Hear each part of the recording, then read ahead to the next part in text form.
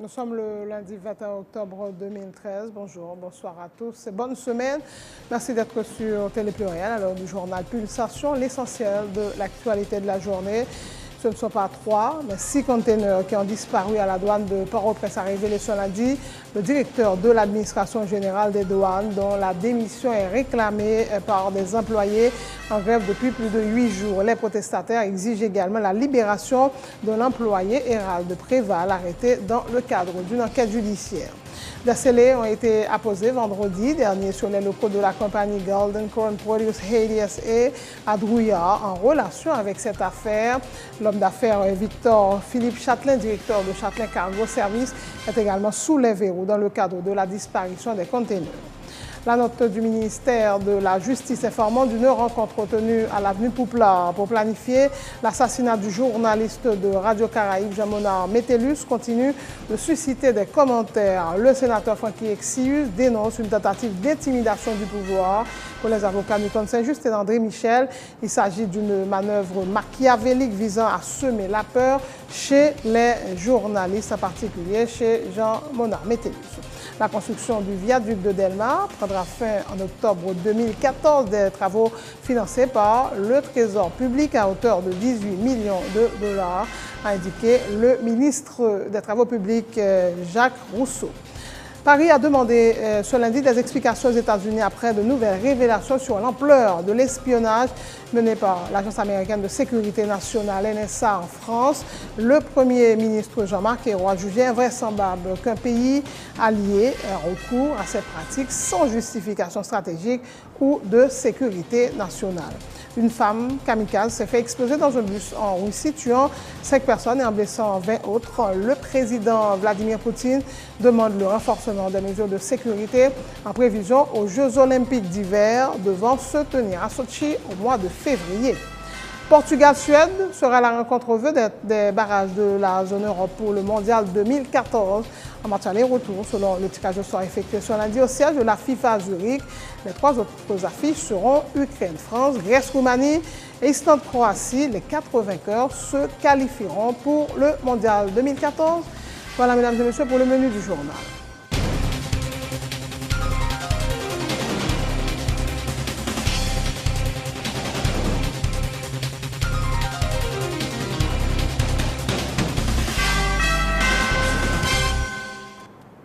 Le chef, bonjour, bonsoir. Bienvenue dans ce journal. Ce ne sont pas 3, mais 6 conteneurs qui ont disparu à la douane de Port-au-Prince, a indiqué ce lundi le directeur de l'AGD, l'administration générale des douanes, dont la démission est réclamée par des employés en grève depuis plus de 8 jours. Les protestataires exigent également la libération d'un employé, Hérald Préval, arrêté dans le cadre d'une enquête judiciaire. La paralysie de la douane affecte les importateurs dont les marchandises sont bloquées. Ce lundi, un dispositif important de sécurité a été déployé tant à l'intérieur qu'à l'extérieur du bâtiment. L'accès à la douane était interdit à plusieurs employés protestataires. Emmanuel Paul. Les employés grévistes de l'administration générale des douanes n'en démordent pas.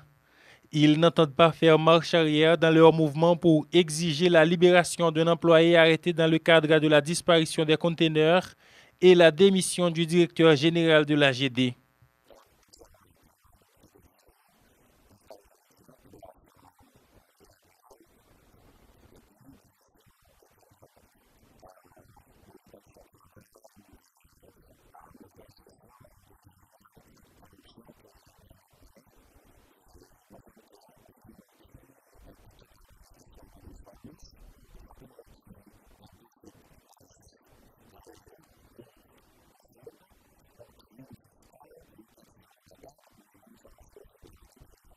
Dans l'intervalle, la quasi-totalité des services de l'AGD sont en état de dysfonctionnement.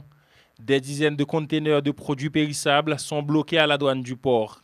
Une situation qui exaspère les propriétaires de ces marchandises du fait qu'ils soient pénalisés en lieu et place des contrebandiers. Les conteneurs réfrigérés en dedans, cette zone, on a un périssable normalement besoin pour marchandises sortir. On paye la douane. Oui, on a 12 jours en dedans. Gâté non même. Et comme la banque liée, c'est comme prêter lié, ils sont juste la Hollande. Est-ce que nous-mêmes, pauvres, nous avons mettre 3 conteneurs à la douane? Nous ne pouvons pas payer pour bourgeoisie. Même si supposé si la douane a un problème, si on vole les 3 conteneurs, pas nous-mêmes marchands qui volent les 3 conteneurs, pour chercher voler à côté lié. Pour mettre les sauts derrière la douane. Cette femme est la propriétaire de 2 conteneurs contenant des oignons importés de la Hollande, dont le coût est évalué à près de 30 000 $ américains. Si rien n'est fait pour débloquer la situation avant la fin de cette semaine, elle risque de perdre la totalité du produit alors qu'elle doit rembourser son crédit bancaire. Produit périssable, moi, j'ai un dedans. Quel produit comme ça? Zon, j'ai un dedans. Oui. Je dis à fait 12 jours depuis longtemps. Chaque jour, nous venons là, nous n'avons pas personne qui pourrait se passer. Nous marchons comme un cochon, c'est un toit dans là, sans nous pas qu'on cause nous aller. Moi-même, moi, j'ai des conteneurs à coûter, moi, 29 120 $ américains, des conteneurs à coûter. Par contre, combien je vais perdre pour mettre le dehors? Voulant calmer la situation, le directeur général affirme que des dispositions ont déjà été prises pour faciliter la reprise des activités à la douane du port. De nouveaux douaniers ont été installés ce lundi en remplacement des grévistes, selon Fresnel Jean-Baptiste.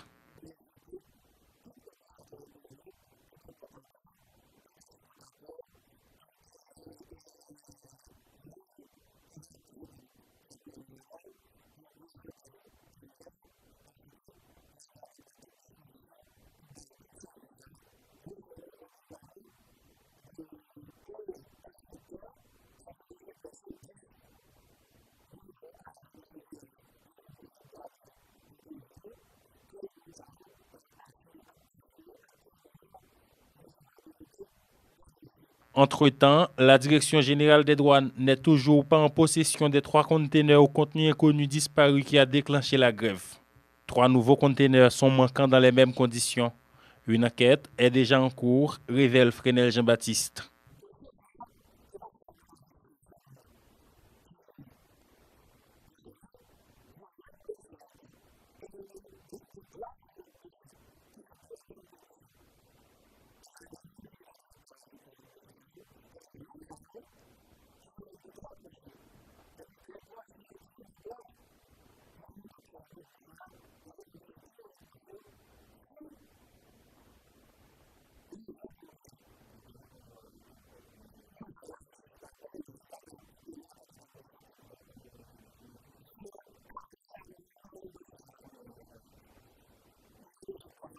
La direction de l'AGD annonce des mesures pour renforcer la sécurité au niveau de la douane du port.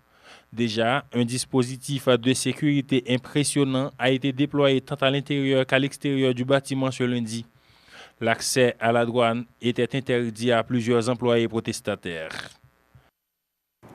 Dans le cadre de l'enquête judiciaire, des scellés ont été apposés vendredi dernier sur les locaux de la compagnie Golden Crown Produce Haiti SA à Drouillard. L'homme d'affaires Victor Philippe Châtelain, directeur de Châtelain Cargo Service, est également sous les verrous dans le cadre de la disparition des conteneurs.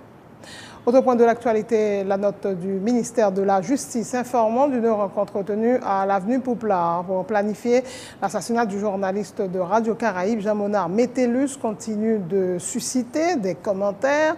Le président de la commission de justice du Sénat, Pierre-Francky Exius, trouve suspect que cette note ait été publiée au lendemain de la grande manifestation à Port-au-Prince et au Cap-Haïtien. Selon le parlementaire, il s'agit d'une tentative d'intimidation. Pierre-Francky Exius fait remarquer que depuis 2 ans, les partis politiques et la société civile ne cessent de réclamer la réalisation d'élections libres, honnêtes et démocratiques, mais l'exécutif n'a jamais pris des dispositions en ce sens. Notre mini-justice là, c'est une note qui est très stupide. Pourquoi ça me dit ça? C'est parce que tout le monde dans la société, ouais, le monde qui parle de l'élection, c'est l'exécutif là qui parle de l'élection. Pendant 2 ans, le président Maté n'a pas organisé l'élection. Il y a un CTCEP qui lui-même a lancé un recrutement imbattable, en dehors des normes. Tout le monde dans la société a tout parti politiquement d'élection. Les gens qui parlent de l'élection, qui veulent faire une forme d'assassinat sur le journaliste Jean-Monard, donc ce n'est pas l'autre secteur, c'est l'exécutif là. Donc je dis, je pense que notre ministre Sanon, son note qui fait tout le monde qui sauter. Si vous avez une réunion en fait, ou qu'on est monde qui baille l'argent, pourquoi ça va faire arrestation? Pourquoi ça son note qu'on fait? C'est parce que l'exécutif là a un plan. Pour qui ça c'est après manifestation 17 octobre, jeudi dans Port-au-Prince. Et dans le Cap haïtien, c'est vendredi que M. Sanon sorti notre ça. C'est parce qu'il y a un plan. Eh bien, on a dit tout journaliste dans le pays, continue à faire travail. Les gens qui sont habitués avec la pratique du Valéris, c'est la même pratique là qui a tourné encore. Il a tourné sur l'autre forme. Donc, nous croyons que nous-mêmes, nous dénonçons mauvais comportement ça au niveau du pouvoir de l'exécutif. Au niveau international, tout le monde dans la société a ouais, président Martelly, pas voulu faire élection. D'ailleurs, il utilise CTCPA comme un bras armé. On dit bras armé, pour qui ça? Parce que son institution qui fonctionne derrière des normes. Parce que là, c'est recrutement. Il lance son calendrier électoral. Ou un trésorier CPA dans le sud qui commence le recrutement, Mandela qui loi électorale le fait le baronnet. Donc, son bras cap servi président Martelly. Mais c'est pour une institution indépendante qui a une loi normale, qui a une norme et qui a fonctionné. Les avocats Newton C. Justin André Michel dénoncent aussi l'attitude de juger suspecte du ministre de la Justice à leur avis. Il s'agit d'une manœuvre machiavélique visant à semer la peur parmi les journalistes. Selon ces avocats, le pouvoir tête calée s'est révélé être l'ennemi numéro 1 de la presse démocratique, un pouvoir qui serait, selon eux, paniqué compte tenu des manifestations de l'opposition.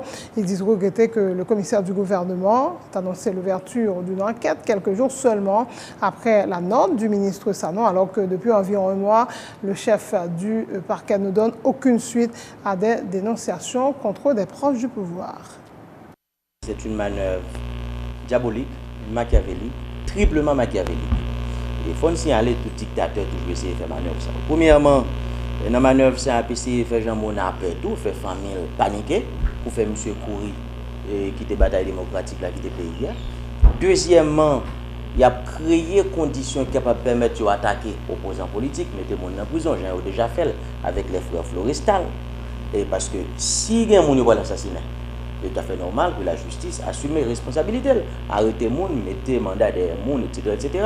Bref, il y a une répression politique en préparation. Et troisièmement, il y a une préparation de l'opinion tout. Parce que, je dis, adversaire, la presse démocratique en Haïti, c'est le pouvoir tête calé lui-même.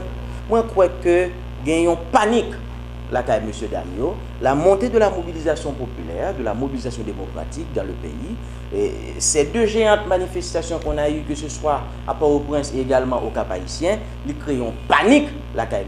parce que la presse internationale parle de plusieurs dizaines de milliers de manifestants. Bref, on a paniqué et il y a râlé 4 intimidations politiques là pour faire mon peur, mais là encore c'est bien compté, mal calculé. Le secteur démocratique va continuer le combat et je crois que dans les jours qui viennent, on a bien l'autre manifestation et nous-mêmes les manifestations, on n'a pas obligé de faire Péguiville très bientôt parce que c'est pas en bas, on a fait manifestation, on fait manifestation de tous côtés dans le pays.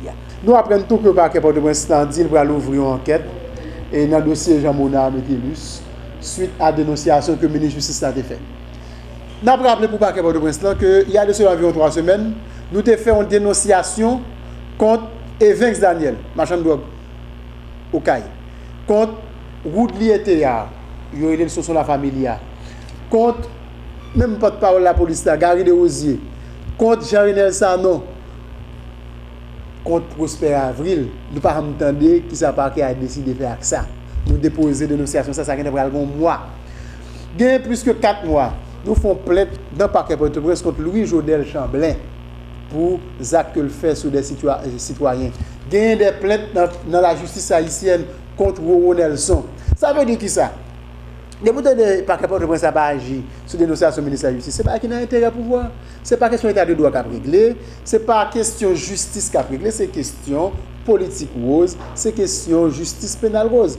Donc nous avons invité le commissaire René Francisco pour lui prendre. Pour ça, il va inviter M. Dossier Prosper Avril à me déposer une dénonciation. Invitez-moi. Sans transition, la Commission nationale des droits humains en République dominicaine appelle l'État dominicain à s'abstenir d'appliquer toute disposition défavorable aux droits acquis par des Dominicains d'origine haïtienne. L'arrêt de la Cour constitutionnelle dominicaine, hautement politique, constitue un génocide civil. C'est l'expression de toute la haine et la xénophobie de certains secteurs contre le peuple haïtien, indique la CNDH dans une résolution soulignant qu'elle viole et près de 10 articles, la sentence donc de la Cour viole près de 10 articles de la Constitution de 2010. La Commission nationale des droits humains exhorte le peuple dominicain à affirmer sa solidarité aux milliers de citoyens dépouillés de leur nationalité dominicaine, rapporte l'agence Alter Presse. Présentation ce lundi par le ministère de la Santé publique et de la population du bilan de la 3e année de lutte contre l'épidémie de choléra dans le pays. Depuis son apparition en octobre 2010 à octobre 2013, le choléra a déjà tué plus de 8352 personnes sur plus de 680 000 cas répertoriés selon le docteur Joseph Donald François, coordonnateur national de la lutte contre le choléra. Plusieurs interventions ont été faites dans le cadre de la lutte contre la maladie, citant notamment l'amélioration de la capacité de prise en charge et d'intervention sur le terrain. 450 millions de dollars sont nécessaires à la mise en œuvre pour la phase de lutte à court terme pour la période de 2013-2015, fait remarquer le docteur François. En 2012, ça nous est les premières années, pendant 3 mois. 2010, pendant 3 mois. Nous avons gagné 185 351 personnes qui étaient infectées. En 2011, 352 033 personnes qui sont infectées. En 2012, 101 503 personnes qui sont infectées. Et année ça, 2013, janvier à octobre, nous avons 45 207 personnes qui sont infectées. Ça montre qui ça? Diminution progressive de maladie ça dans le pays d'Haïti. Comme les gens qui sont décédés, seulement pour 3 mois 2010, là, nous avons gagné 4101 personnes qui étaient décédés. C'est une garde de progression, je dirais positive pour nous qui avons lutté contre le choléra. Nous jouons en 2011, même période ça, nous avons 2918 personnes. 2012, 908. Malheureusement, en 2013, nous avons des gens qui mourent toujours. Mais nous avons 425 personnes. Qui montre qui ça pour nous? Lutte là engagée par le ministère. Nous continuons à lutter pour nous vaincre le choléra. Donc, si nous regardons les chiffres, graduellement, le nombre là descend. Là, nous prenons total monde depuis octobre 2010 à octobre 2013 là. Nous jouons 684 000 personnes qui prennent maladie déjà. Nous avons hospitalisé plus que 380 000 personnes. Maintenant, les gens sont hospitalisés. La donne, gagne un total de 8 352 morts. Le gouvernement haïtien a contribué à hauteur de 60 millions de gourdes dans la réponse apportée à l'épidémie de choléra dans le pays. La directrice du ministère de la Santé publique, Guirlaine Raymond-Charit, affirme que le gouvernement entend continuer à jouer sa partition, appelant les autres acteurs à faire de même. Interrogée sur l'origine de l'épidémie de choléra, la directrice du MSPP a préféré se focaliser sur l'endroit où les premiers cas ont été recensés. Choléra en 2010, il était déclaré dans l'Artibonite et dans le centre. Équipe que nous avons déployée sous terrain, tu vois que une contamination qui partit de rivière là et qui permet que les gagne moun qui ressources dans la rivière là qui prend de l'eau qui pas traité qui est li contaminé yo continue à mourir et après nous l'Antibonite point central et le centre point central rivière là été identifié comme source de contamination et après il vient gagner l'autre zone l'autre département dans le pays. Département d'Antibonite et le centre, c'est eux-mêmes qui t'ont identifié. C'est là que tu as tout cas. Et en matière de suivi épidémiologique, le premier cas, il faut qu'on qui côté le vini. Et deuxièmement, là, plus grande concentration de cas. Et c'est ça que l'analyse expert est fait. Et ça, nous croyons que nous tous nous connaissons. Cependant, l'État haïtien contribuait à hauteur de 60 millions de gouttes. Nous considérons la donne salaire pour des prestataires de terrain et nous considérons la donne les visites de supervision et les visites maintenant et des rencontres de coordination pour capable permettre que nous adressions réponse tant au niveau départemental qu'au niveau central à affaires choléra. Ils entendent jouer partition pâle pendant que la invité à tout l'autre monde pour jouer partition pâle. Et nous pensons que c'est une action qui prend en pile intervenant et le ministère de la Santé publique lui-même lui jouer partition pâle là-dedans.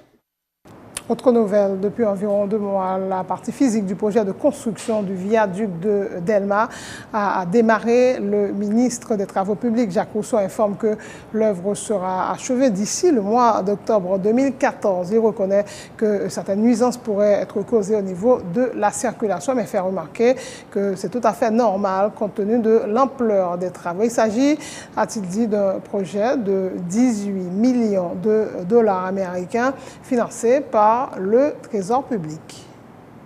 Son projet de 18 millions de dollars à peu près, et supervision avec exécution. Bon, film là, pratiquement, c'est des travaux qui commencent, Noël, ils commencent à gagner un pack là côté, il y a barre, mais c'est des travaux qui commencent depuis tantôt 2 mois.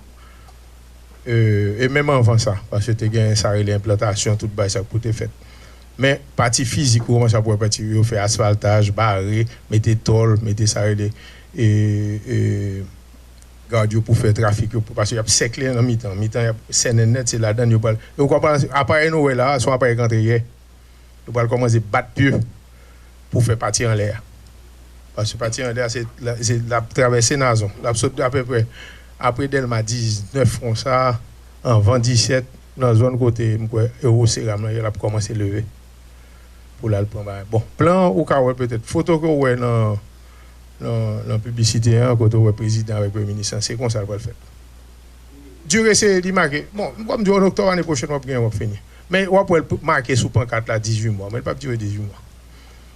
Et il marqué sous pancarte là 18 mois. Mais il a fini.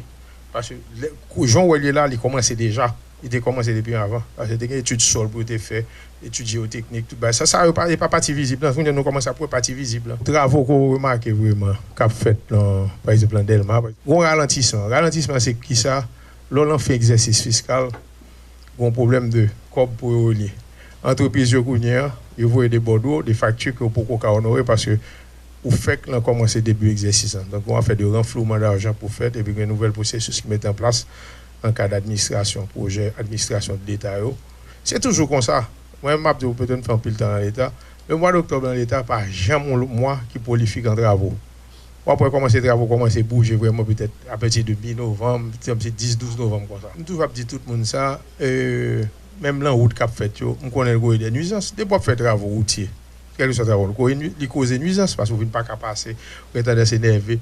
Mais regardez, énervement, vous avez les routes là-bas de bord. Que vous censez. Voilà. Mon cher, quoi me souffler.